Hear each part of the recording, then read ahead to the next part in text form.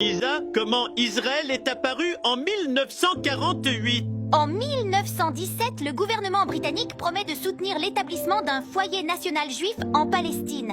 C'est la déclaration de Balfour. À l'époque, 90% de la population est palestinienne et est musulmane ou chrétienne. Après la Première Guerre mondiale, la Grande-Bretagne obtient la Palestine via la Société des Nations. Et c'est là que ça commence.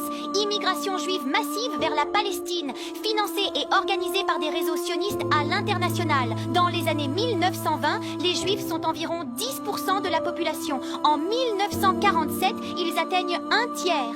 Et les Palestiniens étaient d'accord? Il y a eu des révoltes palestiniennes de 1936 à 1939. Les résultats, villages rasés, leaders exécutés, déportations. T'es sûr qu'on parle pas des nazis, là? Non, non. Et en 1947, l'ONU décide, contre l'avis des Palestiniens, de diviser le territoire en 2 États, accordant 55% de la Palestine au nouvel État juif, alors que la population juive ne possède que 7% des terres. Donc la création d'Israël, c'était un vol organisé depuis des décennies? Exactement. Et pour finir en 1948, la Nakba, des milices sionistes, Haganah, Irgun, Lehi, lancent des campagnes de terreur, des massacres comme celui de Deir Yassin, destruction de centaines de villages. 750 000 Palestiniens sont expulsés ou fuient pendant qu'Israël déclare son indépendance et s'empare de 78% du territoire. Et maintenant, ils finissent le travail.